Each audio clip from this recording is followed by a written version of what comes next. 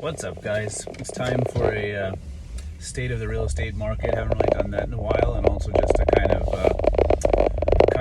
recap of everything that's going on as far as always driving now that I'm in Florida. Another recap just as far as where a business is, what a subscription is, etc. So let me go through that. First off, it's just a crazy week. You have the Speaker of the House gone, McCarthy ousted, and then you have the attacks by Hamas in Israel. It's just gruesome. Some really dark stuff, and you kind of get the feeling that behind all of it is some banking money stuff, some world power elitist bullshit behind it. It just seems like a lot of people are profiting off of war.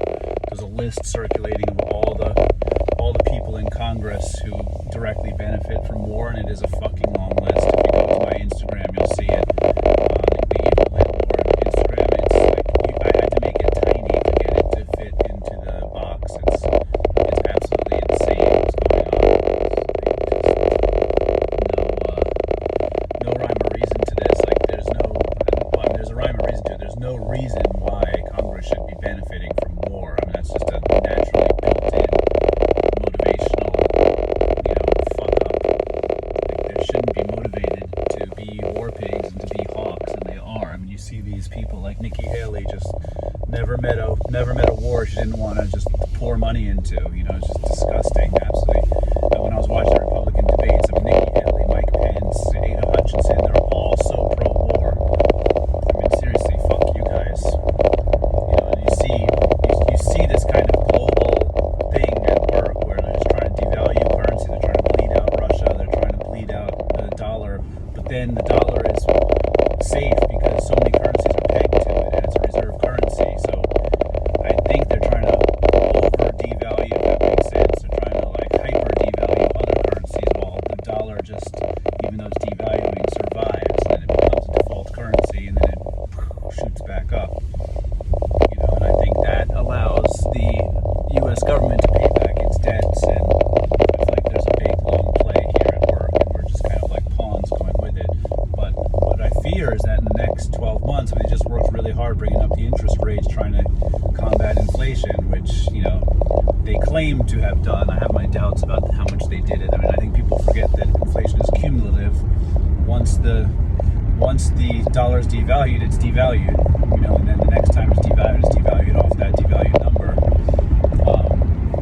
But I still have my doubts that they actually have accomplished it year over year, and I think even if they did accomplish it, I think it might be over. So anyway, kind of the great Warren Buffett quote of, be greedy when others are fearful. I think now is the time to buy if you're an investor. I think that if you can build or buy while the whole world is fucking on fire, by the time things are restored to some kind of positivity, or if there's a politician with some fiscal responsibility brought in, I think you're really going to be in great shape. That's kind of always my thinking. I would definitely diversify. I mean, whole life cash flow policies I think are a good idea. I think Bitcoin is a good idea, and I think real estate is a good idea. And I think if you can kind of make some kind of merging of the three. Obviously, I'm mostly real estate. I'm almost over 90% real estate. I think stocks are absolute trash right now. I mean, minus a couple. They really have been terrible for a while now, and I don't really see that changing. Hold on, I'm gonna cross 4 lanes here. All right.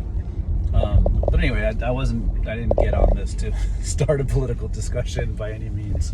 I mean, I couldn't give a shit both sides, and people always think I'm either a liberal or a Republican based on what I say, but actually I'm an independent, and I don't give a fuck about either party. I think they're both terrible. I just don't want war, and I just want my money to be protected, So I mean, it seems like the parties, who even accomplishes that, is changing. And I was not a Trump fan, but I like that Trump didn't get us into any fucking wars. So, I don't know. I actually, in Florida, I registered as a Republican, and I didn't do it because I'm a Republican. I registered as a Republican so I can vote in the Republican primaries, because I don't want these assholes like Nikki Haley winning, who are just absolute war pigs. I want somebody like a Vivek or even DeSantis who are just not as fucking hawkish. So, I want to And that was one annoying thing about Brooklyn, is I couldn't even fucking vote in the Democratic primaries because I was an independent. So there's kind of no point. I think you should be an independent, but I don't think you should register as an independent. So that's kind of another point that's fucked up with our fucking system. Like the only primaries I can vote in is will it be RFK or whoever the fuck else is going to be independent? Like, it's fucking useless. But anyway, like I said, we're not talking about politics right now. What we are talking about is just nuts and bolts day-to-day stuff. So working on a few things, trying to get the Spring Park Airbnb ready. I brought in a couple mattresses, bed frame. Got to build that stuff Friday. Got to reinstall some air conditioning filters. Just a lot of little, like, throwing carpets around and area rugs. The floors are a mess. They're wood LVP, like wood-looking LVP, and they're good, but there's parts where they don't match up. There were little kids in the house, and they were fucking a mess. Some stuff has to be repainted. So just like a cosmetic, like putting a little lipstick on a pig. That way we can Airbnb that until we knock that house down when we do the new build of the 24 new units. So we'll be knocking one down and building 24, which is a pretty cool net positive. And everything seems to be on track. I mean, it's really just a matter of speaking to Amy and seeing where we are, with the loan, with the numbers, and kind of getting the numbers to play out right so that we can have a successful deal. But I still think, even with these fucking interest rates, super, super high, like I don't even know what we're looking at, maybe 8.5, 9. I think I ran the numbers last with the interest rate at 9, just to kind of double check where everything is. And it's still slightly cash flows. The way Spring Park is going to work is that it's going to cash flow about 5%, the new build, just like right out of the gate. And the old part, the old 10 units, will cash flow about 11%. So the net it's pretty decent. It's basically covering. It's about an 8 cap, and I think as we season it and raise rents, and I think like I said, if there's an inflationary period and it appreciates from a total value or from the rents being squeezed up, I think that really helps us. So there's a couple ways where things can kind of go well for us with this deal. So that's exciting. I mean, I was just looking back at some of my content from about 6 months ago, and when I was trying to figure out how to make a subscription agreement, and like now that's done, we've pulled in money. We will do another round of pulling in money as we have enough for the soft costs, but we're going to need enough for the down payment, which is going to be significant. But we have some private money, and we have some hard money lenders who are interested, so it looks like we're pretty good. So it's interesting. The investors seem very interested. I think the bank is the one that has to be the most cautious here, because they're the ones dealing with the Fed's interest rate changes. So that's really I wouldn't say out of my hands, because I have some influence over the way our numbers come out, but it's ultimately not up to me by any means. So just kind of going with the flow there. And then something interesting is I was just looking at old content where I'm building leases and stuff, and like I'm still building leases and stuff. And what's interesting is Wilson, I've asked him to give me person's name, email, phone number, and the term of the lease and the rent amount since making that content a year ago, and he still doesn't do it, and we still have fucking misspellings and bullshit where I have to do it twice, and I'm really getting sick of it. I just don't understand why we can't get more systematized. So that drives me nuts, and I was telling him that drives me nuts last night. I mean, it's kind of funny. It's like, it's not really that big of a deal. Just do things twice, but I fucking hate leaving money on the table. Like, it's not just money, it's also effort. I hate doing the work, and like if I know the person's name, I can spell it right, but I need to be told fucking name, and then go back. And then honestly, people are pretty stupid. Like, they see a misspelling of their name, all they have to do is correct it on DocuSign. It corrects across the board on every single signature, but they don't know how to do that, and you can't really expect them to know how to do that. So it's just, then the person loses confidence, then they don't sign, then the money gets slowed down. So it's just frustrating. But that's kind of what it is. This business is basically like, how much white glove service can you offer? How much can you simplify things? How much friction can you take off things? And the more you do that, the more you succeed. But overall, our Daytona position is a lot healthier than it was a while ago, and we were fighting to not have an extra whatever $17,000 a year of insurance or something crazy, and we got that done, and we still have the 4.6% loan in Daytona, which is helping us. So even though regular insurance has gone up, we haven't had to add wind mitigation insurance, and we also had a roof collapse and we were not able to collect insurance on it, so we're paying out of pocket for that. But the permit has been pulled, so that'll be done soon. So we're getting the electrical modernized, we're getting the electrical modernized, which this is just like, because of insurance now you have to have all these things done to sell. You basically need to have the 4-point things in really good condition to be able to sell, which means you need to have your heat HVAC done, you need to have your electrical modernized, you can't have old cloth wiring, obviously, old boards, like, what is it, the Continental Pacific, is that the name of it? I'm having a brain fart. You can't have the old boards, so you have to update the panels, and then you have to update any copper piping or cast iron piping, so you've got to do that to PVC. Now there's places like inside the wall that no inspector will ever see, but you definitely want to get the elbows and the visible spots updated. And God forbid there's a leak later, you go into the wall and you fix that part too. But at least you've gotten the bulk of it done. So the PVC, the HVAC, and then the roof. You've got to get the roof as modernized as possible. What they do is they check the permits for the last time the roof had a permit pulled, and they judge its age by that, and if it's over 10 years old, they consider it unsafe. So it's a really basic formula that the insurance companies use.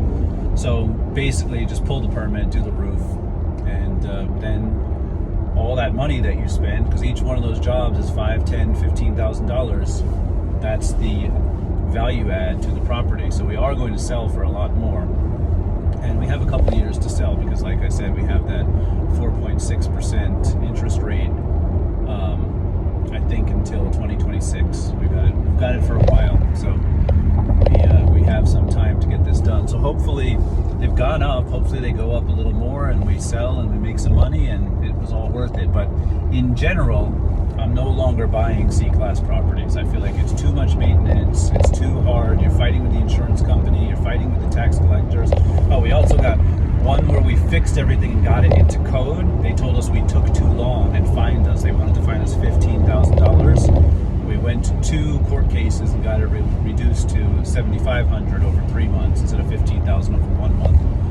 So, we did kind of good, but I can't believe they fine you for taking something that was out of code compliance, a blight on the city. You take it, you make it nicer, and they fine you for taking too long. And the reason they fined us is because we took too long installing new windows, impact windows. Impact windows are hard to get. One of the companies we hired went out of business while we were waiting for the windows, and then the other company told us it's going to be X number of months. I can't remember what it was, 6 months or something, and the government decides that's too long. Like, we can blow our own glass to make the windows or something. So that's just like absolutely asinine, ridiculous. You have these rental, I don't even know what you call it, like these rental programs. Some cities manage rentals. You have to register your rental. My suggestion for any investor is, if a city has a rental program, do not invest in that city, because that means that you have multiple people being paid by the tax dollars, by the tax citizen, multiple people. Sometimes in the city where I am, I'm not going to name its name, there are 10 to 12 people, each making $100,000 or something. So that's over $1 million in revenue that they must collect to be able to pay for this body, this governing body, this bureaucracy that doesn't need to exist, that other cities just don't have. So guess how they fund that? They fine you. They come after you. You have to pay to register, and then if you make a mistake and you're out of compliance, you have to pay. And they fine you. I saw them while I was there finding Airbnbs. People who listed Airbnb not registered, unregistered Airbnbs, they're being fined $5,000 a pop. This is not a wealthy city. That is a lot of money for somebody running an Airbnb. That's probably their mortgage for approximately 6 months. So that is a hefty fine to knock you for 6 months of mortgage. So basically, if there's a rental program, I would think twice about investing in that city. That's like really serious advice that I'm giving you. If there's a rental program, think twice about investing in that city. So I'm avoiding it. I actually have a duplex in a city that just started a rental program. So that puts me in a conundrum. Like, do I just go, you know what, now's the time to sell, fuck it? And I'm thinking about that. I'm thinking of just listing it high. I kind of like doing a little fishing and seeing what I get. I might, so just to go into another direction, I don't have my Florida real estate license yet. So I might hire somebody to list it, or I might just hurry up, get my license, and I list it. It's one of my first listings, is my own place. And just see if I can get top dollar for it. I paid $309,000 for it, and the last I saw it valued at was about $400,000. So I mean, if I could get $450,000 or $500,000, it might make sense to just say fuck the rental program. But if not, I'll register it and deal with some violations here and there, and just see how it is. Hopefully they're not too bad.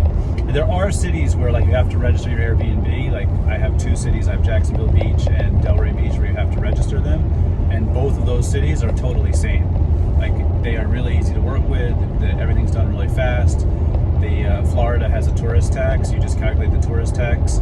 If you're using stuff like Airbnb, it's already calculated for you and it's already taken. So you just put 0 in. But if you use direct bookings or other things, then you have to calculate the tax. But it's really simple. You do that once a month. It takes a few minutes. So I mean, that to me is not a deterrent. It's when a city creates work and creates issues that you got to be careful. So definitely research your city. Find out what the government's like. Obviously, in today's world, and maybe it'll change. If it's a blue city, that's definitely trouble. They will come after your fucking pocket. They will come for your money. They love to tax. They love to fine. And also, they can be pretty irrational. Like we've definitely been railroaded in some of these magistrate hearings. So the magistrate is reasonable, but some of the other people are not. These sub-level managers, they're tough. So yeah, definitely think twice about that. And back to what I was saying about getting the real estate course, it's like 19 chapters, and I'm about a quarter through it. I'm just getting stuck. It's really boring. I just did it for New York. I just did my continuing education to relicense in New York recently. So I'm like, I don't know. I've like kind of had it with these laws and rules and reading all this stuff. Also, then I see it in practice, and it's like, it's so unfair. It so depends on which city you're in. So I don't know. The real estate course and test has very little to do with how real estate actually works, which is kind of just seeing like theoretical not match the reality is kind of depressing, to say the least. So that is what it is. But that's about it. So Spring Park is going well. I'm trying to get this new build going. The single families are going well. I had one non-payer for a while, but she started to shape up. And then I had one eviction in Pennsylvania. Actually, that went through yesterday. I got control of the doors, changed the locks, and now we'll list it. And it's gone up. Pennsylvania is not a great location for appreciation, but it's gone up about $45,000 since the time I've held it, which is about 50%. Basically, it didn't double or anything, but it went up 50%. So not bad.